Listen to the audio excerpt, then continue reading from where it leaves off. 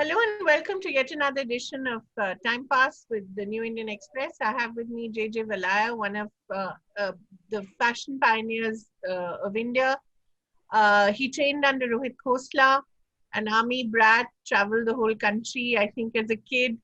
Was obviously influenced by a whole lot of things as a child, but most importantly, I think the royalty of Rajasthan. He, I think, grew up and was born in Jodhpur and really one of the earliest proponents of haute couture in India and still standing strong 28 years later, has just done a virtual fashion week.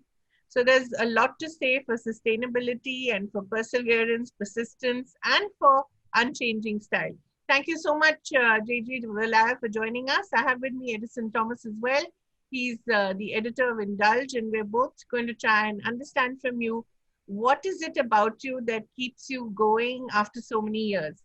So, tell us, what is it? And you took a brief hiatus in 2017, but you're back with renewed vigor.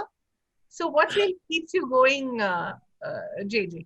So, first of all, Kaveri, thank you for that introduction. It's always kind of, I mean, it's always good hearing about yourself, but to kind of encapsulate it in such a it was very accurate and you got all the touch points right. So it was good for me also hearing exactly, how you perceive the brand and the person. Yeah.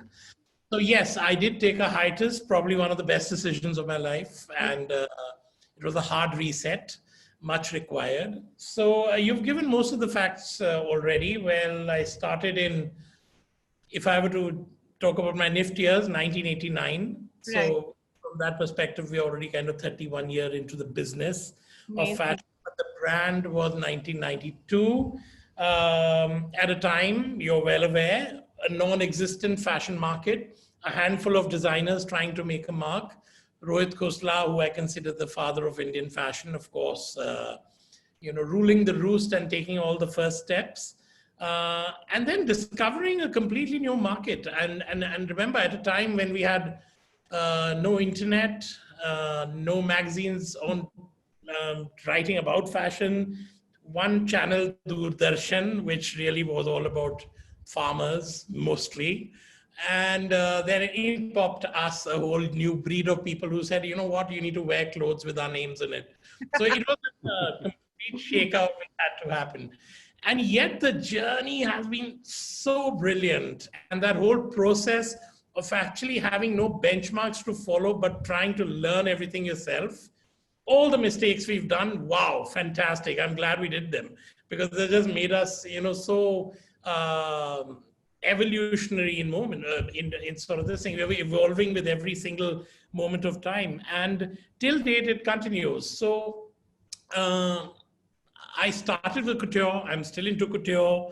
And in an Indian context, that essentially means beautiful, large Indian weddings. Yeah. And that's where people really spend their money. And I think anybody who says otherwise is trying to be too posh, which is sort of, whatever. But wow, what a market. I remember telling a major French couturier once that, we're the only country in the world which can produce and consume couture with equal zest. The West, Parisians still produce couture, but there are 200 women in the world who buy it. Right. Whereas in India, it's that, it's the wedding and we have to dress the part, look the part.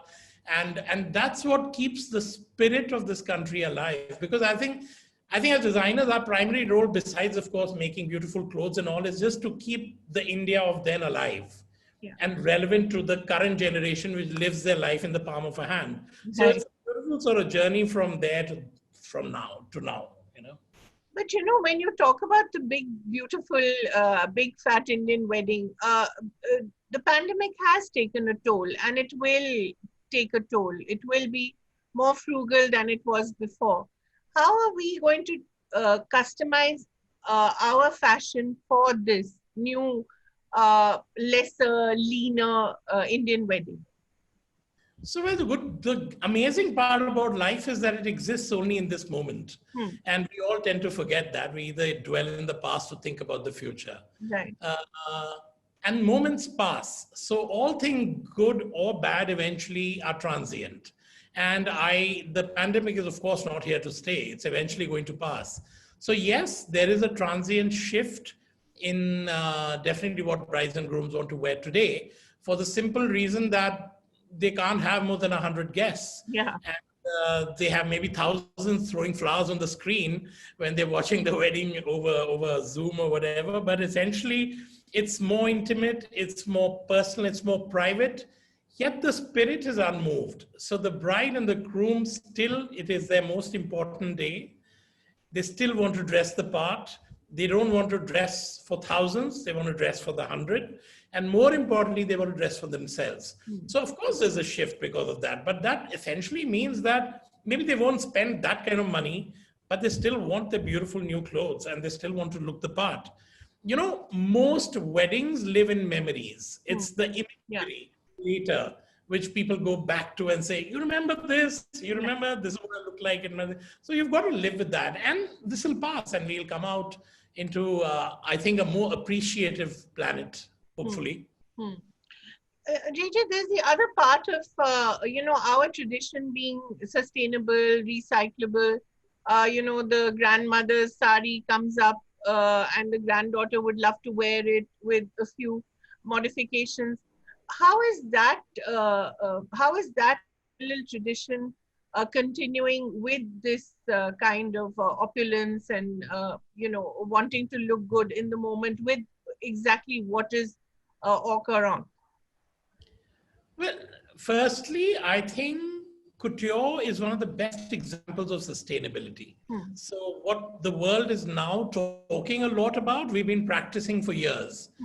And I stand by this for the simple reason that I have my brides from 26, 27, 28 years back now coming back to me with their daughters who want their mother's wedding clothes fixed to their size. Lovely. So yeah, there's no bigger high, at least for me, than that. To be able to suddenly see a completely new generation resonating with what we did nearly a quarter of a century back. Right. So when that happens, I can't think of any better way to promote sustainability. So we are creating something which is top quality. We're giving the finest of work. We are making it timeless. It endures. It is an heirloom. It has passed down generations and probably will for another go till the fabric and the textile lasts. Right. So I don't think we have a problem there at all. We've already been practicing that.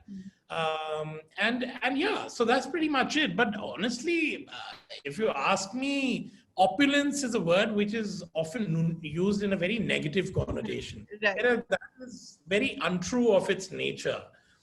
I mean, what would India have been without its Maharajas? Think about it sometimes. And yet, we have whichever film, I've forgotten the name, sorry, which celebrated only the slums. But everybody forgets about the India that was. The Slumdog Millionaire. Slumdog Millionaire, yes. And we just forget about the India that was. And for good or for bad, that was a sort of a benchmark to see, oh my God, look at these glorious palaces and the beautiful forts and the beautiful crafts. They were connoisseurs of the best Indian crafts as well as global luxury brands. So I think the world and India have a lot to owe to that generation of Indians, who were kind of indulging.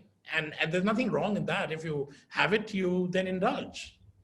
Yeah, JJ, it's always concerned me that, when you talk about the Maharajas, they were the greatest patrons of the Chanels and Cartiers of the world, the Rolls Royces. I mean, a lot of the luxury brands in the world existed because the Maharajas patronized them. Why have we not been able to build a parallel global fashion brand, a made in India brand? We've got the Pashminas and we've got the Banarsis, but we don't have one sort of global name which the world recognizes as a big luxury brand. There are many reasons for that. We've been trying to shake off the Gora hangover, which had existed in this country, unfortunately, for a while. And to think that all things West are fantastic and you take India for granted. Right. So that's a mindset which I think is gradually changing. Also, for any brand to sort of grow, whether it was the West, if you look at any of the luxury brands in the West, they all started very small, Yeah. but they reached the next level when the big boys got in. So Louis Vuitton was sitting on a street making trunks by hand and catering to some royalty in Europe when he got discovered and bought over and then taken to the next level. So I think those kind of associations are going to be the basis of and the genesis and the birth of any great Indian brand in terms of fashion and lifestyle is going to happen when it goes to a certain scale.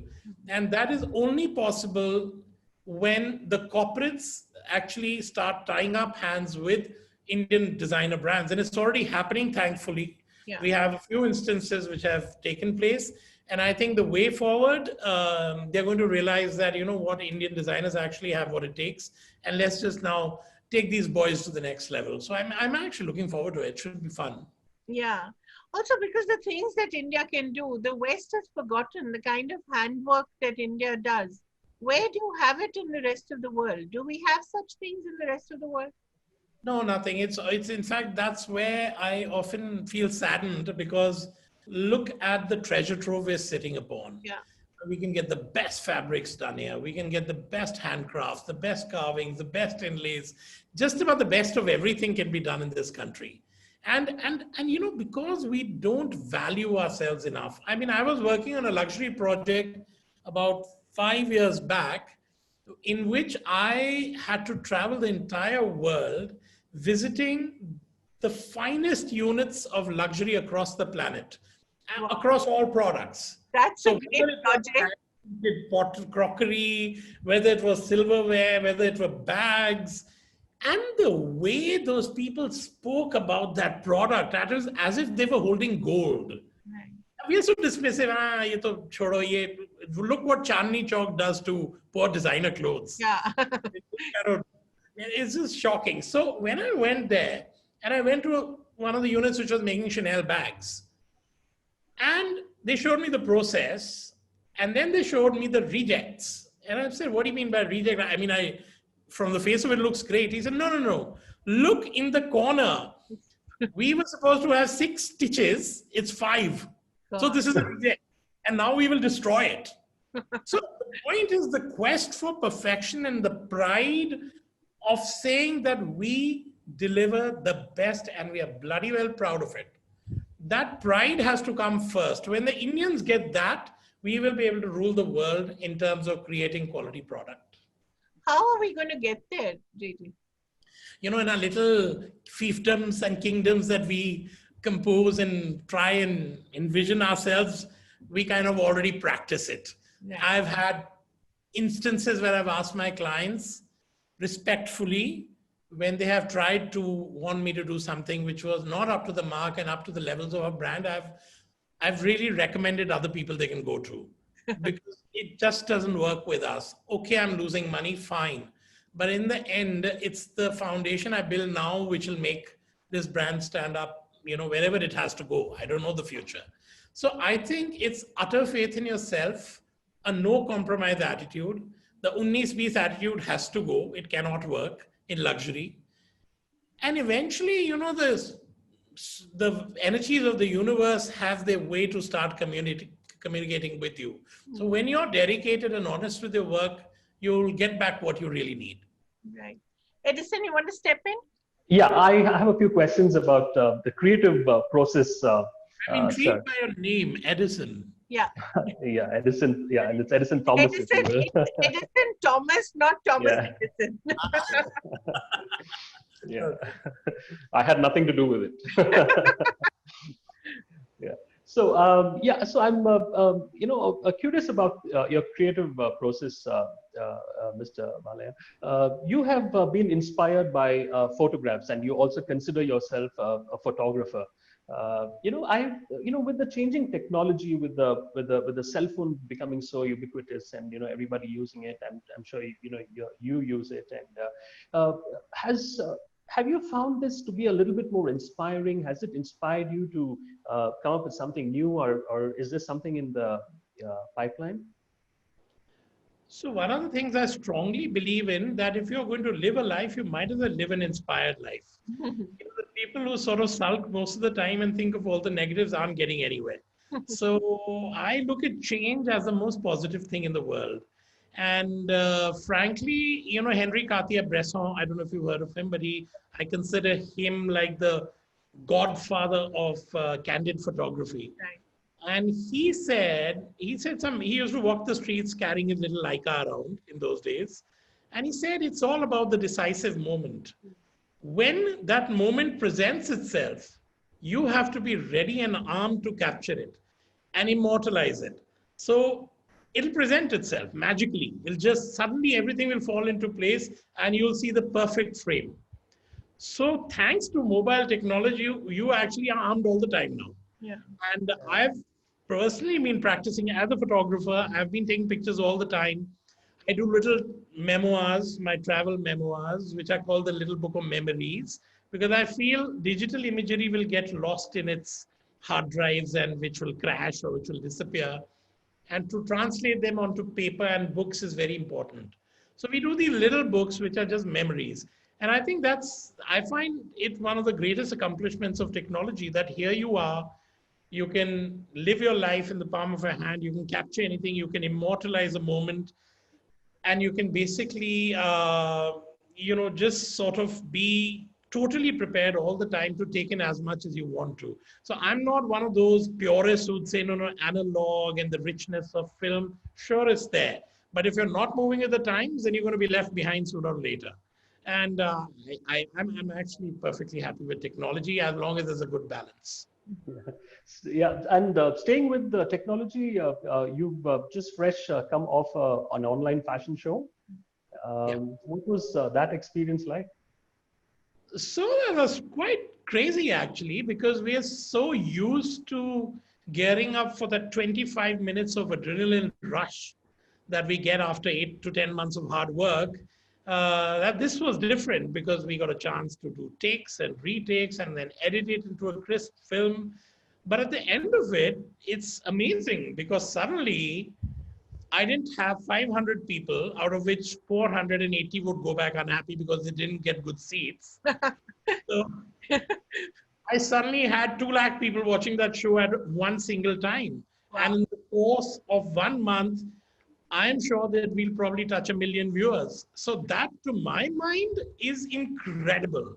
Everybody saw it. Then we had emails and SMSs and messages and comments coming up, majorly from all over the world.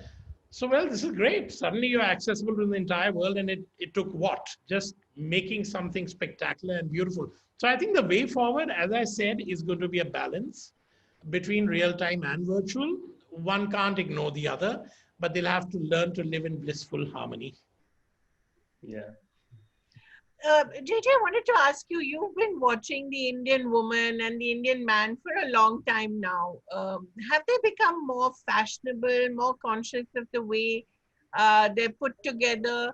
Especially the Indian man, he's suddenly taken to a lot more colors than he was used to. Have they become more adventurous? Talk a little about that. So I think in all aspects, other than control of the English language, control and command of the language, the country is on a roll. And the generations that are emerging, and I have 2 daughters, one's a millennial, the other's a Gen Z. So one's 22, the other's 12. I'm surprised you're still standing and smiling. I'm having a great time. And they keep me young because I'm jamming with my 12-year-old to the kind of music she listens to.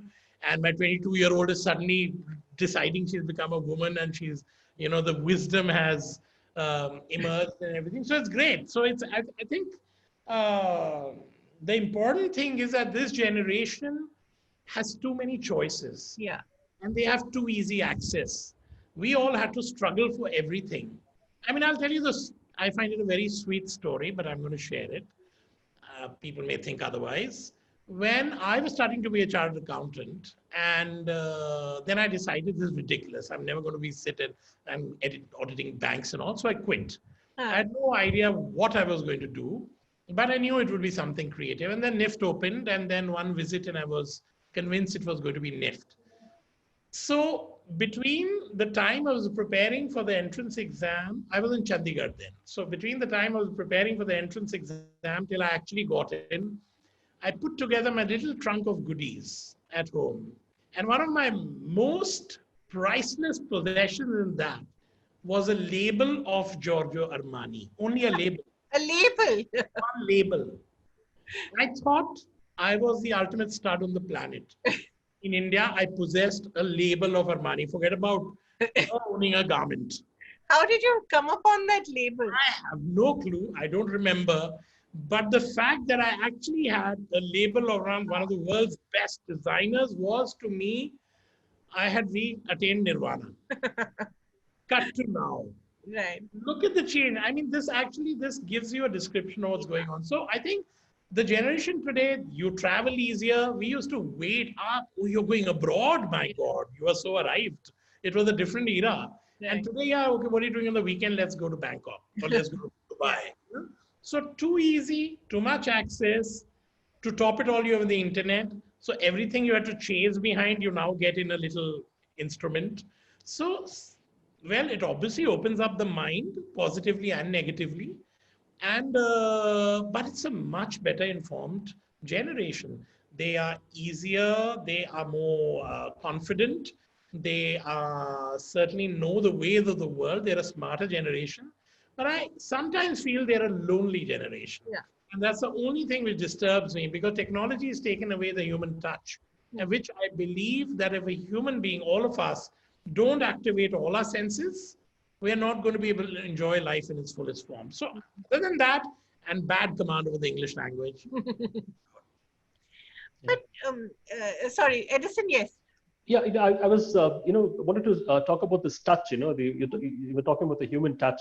So, with so much of online shopping and all that, has it actually affected, the people actually walking into, your designer stores and actually, touching and feeling your garments? I mean, has that experience changed?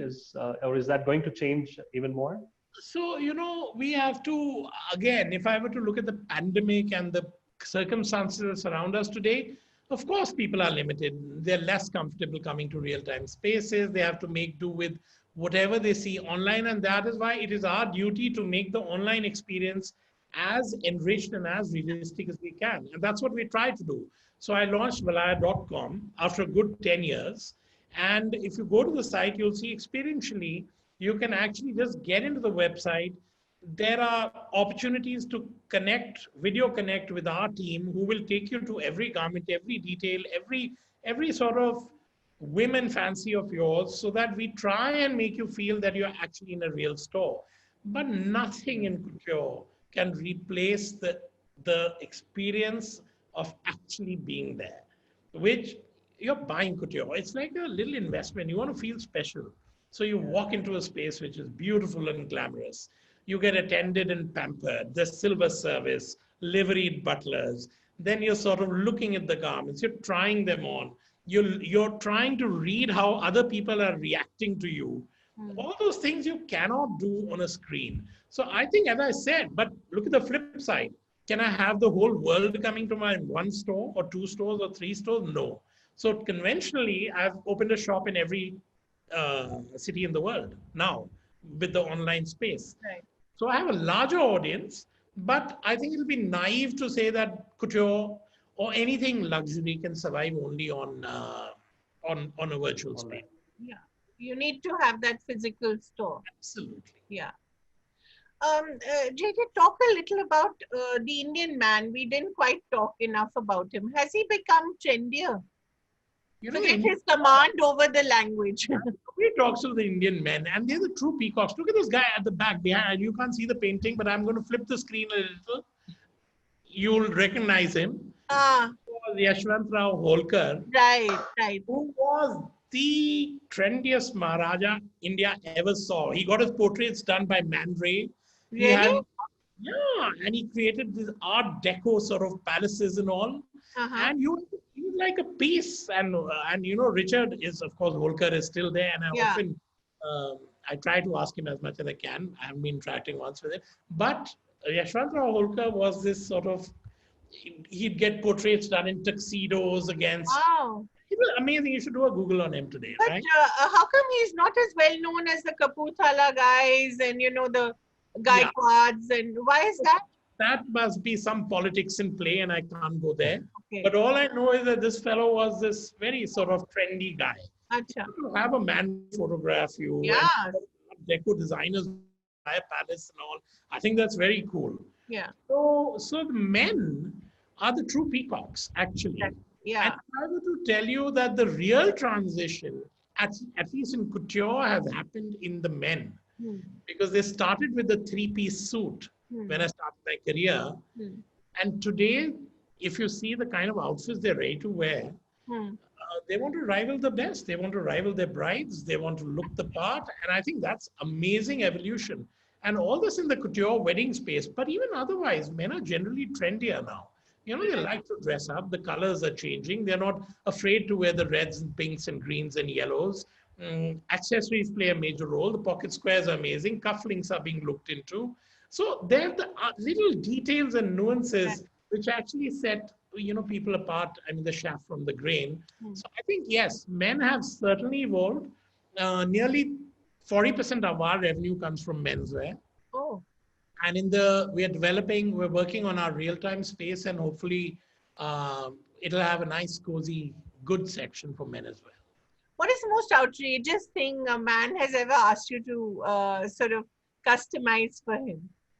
I've been spared of this torture, actually. I believe there are a lot of them who are doing enough to shock and awe. But the guys who come to me, they're pretty docile, and they like to kind of believe that what I give them is something that they want. Okay. So I frankly haven't had any strange demand. Not that I can think of. No. Your jacket is quite something, you know, that has sort of become iconic. You know, talk a little about that, because I find that really very interesting. The whole wearing of the jacket by the Indian woman itself, that in itself tells you a big story about the way a very Western kind of power dressing garment has been Indianized. Correct. I think I've got some strong affinity with the form itself, because when I go back in time and when I started my career, my first collection, and I was an award-winning student from NIFT. I'd won every possible award in NIFT and in Paris and everything. Who was in your batch, JJ? We were third batch NIFT, so my classmates, the one you'd know about, would be Rana Gill and Ashish Soni. Wow. So that way. So so the first line I made, interestingly, and I showcased it in Calcutta in a joint show which had Rohit Khosla, Rohit Bal, me, and Gitanjali Kashyap, 4 of us. Wow. You remember Gitu. Yeah. And the next day was, you know, the clothes have to be sold. And I was a little lamb because the other three were already kind of commercially selling. Right. And the next day, not a single piece sold. It was a complete washout. Oh. And all my, you know, dreams and everything, I'm like, oh my God, this is a disaster. What am I going to do? So I went back to the drawing board, and you didn't have money at that time. So one had to really kind of, you know, and I remade a new collection, which I then showcased in Bangalore. It was a line of jackets, black and white jackets, and every single piece sold out. Wow. So I'm just giving you the disparity. So I think that jackets and I have a strong connect. And then I've always been in awe of Coco Chanel, that there was this crazy woman, high lifestyle, wacky enough, but managed to create a brand. And then after she died, I was again in awe of Karl Lagerfeld, who actually for 33 to 35 years championed this brand and probably really showcased it the way couture should be shown. The grandest shows, you know, without losing the plot. So one thing that really endured in Chanel was always a tweed jacket. Yes. You know, it's still relevant today. It was relevant then. And that was a very exciting thought for me. I said, look, the people have come and gone. but a silhouette has stood the test of time. And however mundane we may think or however frivolous we may think fashion is, it does do a lot to human psychology. Of course. And I've seen people transforming in front of my eyes from one person to another person just because they wore the right clothes. So I decided that I wanted to work on a silhouette which would be timeless, which would never change. I called it the Alika because that 2011, the collection I was doing was based on a fictional courtesan called Alika. So that was the name of the jacket. And interestingly enough, when we launched the website a few weeks back, we introduced the Ika, which is the younger sibling of the Alika. So this one, same shape, same silhouette, but just easier to wear, easier to buy, reversible, can go from day into night, and you can go online and actually put it together yourself. Wow. So it's a DIY. So that sort of thing. So these are like little, and you know, it's quite amazing because the Alika, when we introduced it, it's a shirt jacket. It's not really structured. Right. So people wore it with saris, people wore it over gowns, people wore it with jeans. I had these American women come in, they went totally crazy. They were wearing it over their, skinnies and everything. So what I'm trying to say is the idea was to create something versatile and which would appeal to everybody. I even had some gay guys buy it from me because it looked so lovely in it. Yeah. So it's amazing. I think, wow, kudos. Yeah, and I think it also speaks to the latent power that women have. And obviously, over the years, you have seen the emergence of the working woman and a more stylish woman in the public domain. So perhaps this was just waiting for her. Listen, I have always believed from day one, I'm a huge fan of women, number one. Good. Number two, I've always believed that emotionally, they are far stronger than us, mentally and emotionally. It's just physically we're stronger. So the women get about to getting the task done, they get it done. It'll happen. So I'm completely biased towards them anyways. Great. Edison, you want to ask something? Don't hate me, Edison. Yeah. So I'm very curious about this whole shared creative process that you have now with your stores, with your online stores, especially with the ICA jacket. You've just mentioned that, your clients can actually, participate in the whole creation. Now, is this something that, we're going to see a lot more of in future? Is this, because the technology allows it, or? It's a one-time thing, and this is the only thing that will ever get a DIY. Otherwise, sorry guys, you got to trust me. But how has that whole experience been? I mean, is it? I mean, your clients must be loving it, right? I mean, to we only give sneak peeks till now. It's going to be launched in the next week. But I know a whole lot of people who are dying to go and experiment. And frankly, that's what's exciting to me. I want everybody to have fun. I mean, that's, part of the whole, as I said, every moment has to be lived, you inspire yourself and live. And I hope that this is something exciting and will grow on people. JJ, how has your army background influenced you? The travels that you did, your what you saw with your dad. How did that influence your growing up years and you now? So, I have to tell you, one of my fondest memories is a billboard that appeared in all army cantonments about 10 years back. And it was a billboard with, like, I think 8 or 10 faces. And the line said, "These are army kids. If they could do it, so can you." Oh. And I was like, wow, man, I've died and gone to heaven. You were one of them, right? Yeah, I was one of them, and the others were like really top-notch guys. Like, okay, maybe I just undervalue myself a little more. Push myself a little. But I'm like, okay, I'm feeling like, and that went up in every cantonment in the country. Wow. So I thought that was like my biggest high. It was, wow. But I cannot tell you how thankful I am to be raised in an army, this thing, because ever since I can remember, it was one cantonment to the other. And by the time I got my senses and wits about me, Dad had moved into very senior positions. So we used to get these mansions as homes, Right. Very large homes with very large gardens and everything. So that whole atmosphere, that sense of discipline, and my mother was forever busy with the army welfare. So she loved embroideries, and with the French knots and smocking Right. and sort of, all those things. So you used to teach all the lady shadow work, Right. all those. So Yeah. I suppose I imbibed a lot Right. of seeing what all was happening there. The discipline part came from dad. The ability to adapt very quickly came from the fact that we moved schools and homes every 3 years. So you leave old friends behind, you make new ones, only to leave them again. Yeah, so I think I couldn't have asked for anything better. And I believe that defense kids are generally a class apart. They'll never be like the civilians who have been born, brought up, raised, and will probably get married and die in the same city. I mean, come on, you've got to get beyond. There's so much to see. It's all, I've always wondered, JJ, you come from that generation where, the Rohit Bars, the Rohit Khoslas, I mean, these are giants and these still are giants of fashion. Even if Rohit Khosla is no more, I think his memory still Yes. inspires a lot of people. So when you look back at those early years, what are some of the fondest memories or the nicest things that you remember about those years? Well, for starters, we had supermodels, Yeah, of course. and I could recognize models, and I knew their names.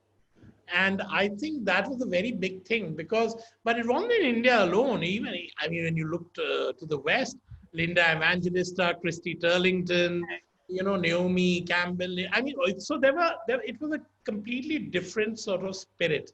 And also, we weren't that commercial then. And we were actually, since we were a handful of guys, we were always doing things. Whatever we did was the first time it happened. So there was something very interesting in that. And then we used to have a lot of joint shows, which is not really the culture now. Now it's all fashion weeks and this thing and all. But as I said, evolution happens and you have to warm up to it and you have to grow with it. Everything doesn't have to be revolutionary. A lot of life has to be evolutionary. So too many memories way back then, too many conversations between Rohit and me, Khosla, and how we used to walk the gullies, get into little villages, go and see block printing units, um, and then sit down and experiment with embroidery. I mean, there's just too much. Even the way we used to get together in the evenings, parties, socialize, do shows, it was just a different world.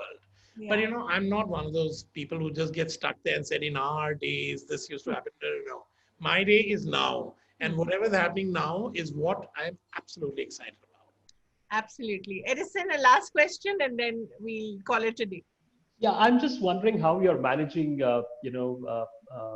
post these lockdowns. I mean, you must have, lost quite a few of your craftsmen, moving back to, their villages. So I'm just wondering, how you've managed through this difficult time. So two things. A, when the real lockdown happened, which was March to June, I think, it was the best time for me to create my entire line in terms of sketches. So all my sketches for my fashion line, as well as our Valaya home line, which is furniture, everything was done then. And I think it was perhaps the most undisturbed time I've ever kind of felt because there was nothing else to do. Yes, what was sad was we kind of looked after our guys. We made sure that they don't leave. So they didn't keep. Okay. While some left, most stayed. And a lot of them are back again. So I think things are slowly but surely getting back on track. It's going to take time. I mean, within the fraternity, we all had written off 2020. It said, okay, this year is about survival. Nobody's going to make money. It's not about money.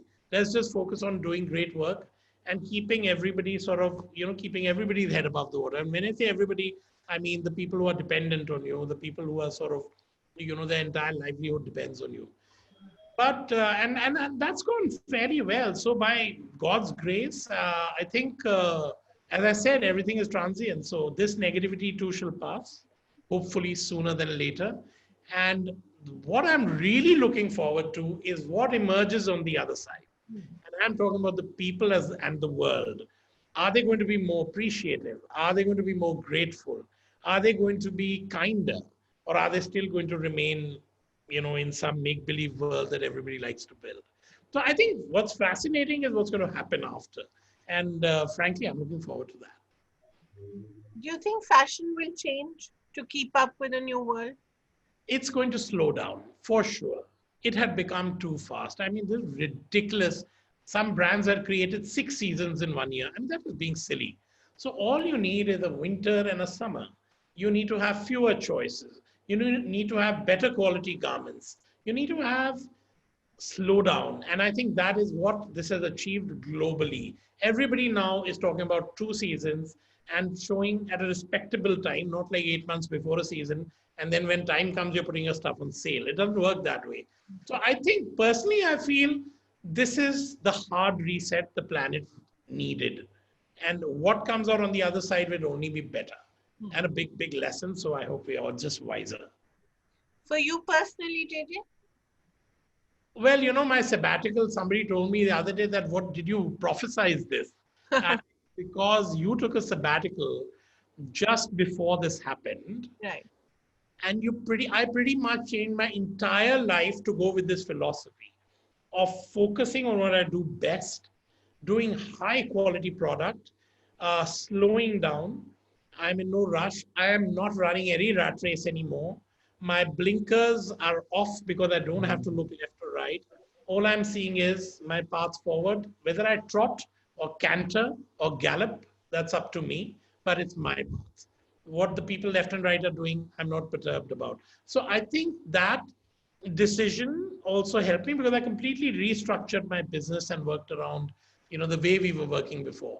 And now, perforce, because of this, I think a lot of people are going to have to follow that. There's no option. In the sense that were you being pushed by investors to work harder, faster, create more? No, we fortunately didn't have investors. We were managing on our own. But I just thought that couture was becoming incredibly boring and repetitive. And to me, that was my big shakedown. And I had to be honest to myself. I remember going to a couture week a couple of years, 3 years back, and everybody's clothes looked the same. Like, oh my God, this is so sad. Because, I come from a time when each one had a statement and we were doing wondrous looks and all. And sure, there was bitching and cross-stitching and all, but we did beautiful clothes. And now just everybody took a piece of fabric, embroidered it to the hilt, stitched it together, and that was it. So where was the thought? Where was the emotion? Where was the soul in clothing? So I didn't want to run that race anymore. So I just stepped back, reassessed everything, and in 2019 came back with the new me. Great. Same old me, but in a new way. Great. Thank you so much. Thank you for always evolving and keeping us abreast of the times as well. Thank you very much for a wonderful conversation. Thank you, Edison. Thank you, Jamie. Thank you, Kaveri. Thank you, Edison. Thank you so much. Thank you. Bye-bye.